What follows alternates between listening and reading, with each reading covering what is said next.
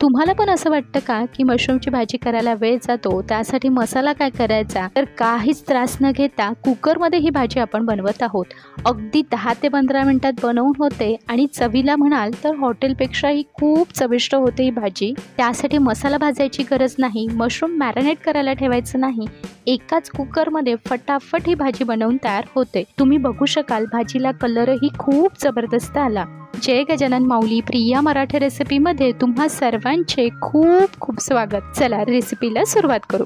त्यासाठी मी इथे घेतले पाव किलो मशरूम स्वच्छ धुवून घ्यायचे. खूप वेळ पाण्यात ठेवायचे नाही. बाजारातून मशरूम घेताना ते चेक करून घ्यायचे. ते जर जास्त काळपट असतील तर ते मशरूम फ्रेश नसतात, ते तोडून 3 ते 4 दिवस झालेली असतात. मशरूम कट करताना त्याचा देठाकडचा भाग हा कडक असतो, तर तो कापून मशरूमचे 4 भाग करायचे. हे मशरूम बघा काळपट नाहीत, म्हणजे हे फ्रेश आहेत. बाजारातून मशरूम घेताना हे असे घ्यायचे. सर्व मशरूम कट करून घेतलेत. आता मसाला करून घेऊया. त्यासाठी मिक्सरच्या भांड्यात घेऊ 2 मध्यम आकाराचे कांदे, त्याचे उभे काप करून घेतलेत. त्यानंतर टोमॅटो जाडसर कापून घेतलेत. 2 हिरव्या मिरच्या, 1 इंच आलं. त्याचबरोबर मी इथे 7 ते 8 बदाम घेतले. बदाम घातल्याने भाजीला छान दाटसरपणा येतो. बदाम नसेल घालायची तर 7 ते 8 काजू घालू शकता आणि काजूही नसेल घालायचे तर 2 चमचे बेसन घातलं तरी चालतं. आता हे मिक्सरला बारीक वाटून घेऊया. तर हे बघा आपला मसाला तयार आहे. छान बारीक वाटून घेतला. आता भाजीला फोडणी घालूया. त्यासाठी कुकर गरम करायला ठेवलं. त्यामध्ये घालू 3 टेबलस्पून तेल.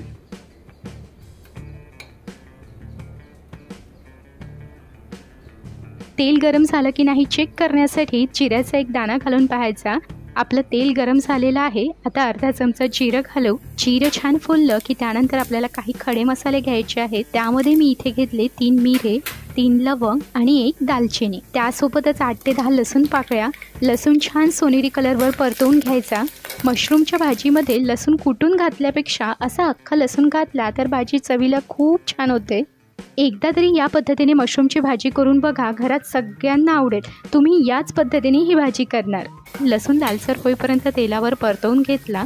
आता यामध्ये घालू आपण तयार केलेलं वाटण. आता याला तेल सुटेपर्यंत मंद गॅसवर मसाला परतवून घेऊ. आपण कच्चा मसाला घेतला, मसाला भाजलेला नाही, त्यासाठी तो तेलावर चांगला परतवून घ्यायचा. तर हे बघा मसाला तेल सुटेपर्यंत मस्त परतवून घेतला. आता यामध्ये घालायचं 1 चमचा लाल तिखट, पाव चमचा हळद, अर्धा चमचा धने पावडर, अर्धा चमचा गरम मसाला. हे सुके मसाले मिनिटभर तरी तेलावर परतवून घ्यायचे, त्यामुळे त्याचा कच्चेपणा निघून जातो. सुके मसाले परतवून घेतले की आता यामध्ये घालायचं मशरूम आणि 1 कप गरम पाणी. या भाजीला पाणी कमी लागतं कारण मशरूमला पाणी सुटतं.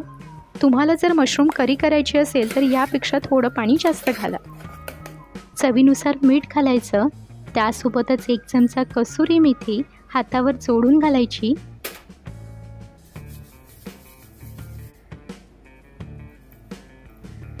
त्यासोबतच 1 चमचा बटर नसेल तर 1 चमचा तूप घातलं तरी चालतं. एकदा चमचा फिरवायचा, सर्व मिक्स करायचं आणि आता कुकरला झाकण लावून मंद गॅसवर 3 शिट्ट्या करून घ्यायच्या. 3 शिट्ट्यांमध्ये मशरूम छान नरम शिजतं. 10 ते 15 मिनिटात आपली भाजी तयार होते.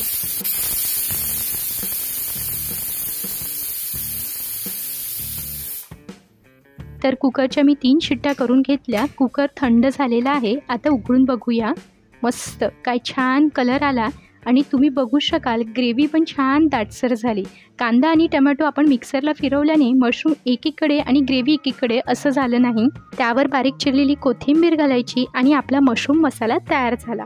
हा तुम्ही फुलका, बटर रोटी, भातासोबत खाऊ शकता. चवीला खूप मस्त होते आणि करायला सोपी. 10 ते 15 मिनिटात मशरूम मसाला तयार होतो. तर कशी वाटली? मी करते त्या पद्धतीने मशरूम मसाला. नक्की करून बघा. लाईक करा, शेअर करा आणि सबस्क्राईब केलं नसेल तर नक्की करा. चला भेटू अशाच नवीन रेसिपीमध्ये.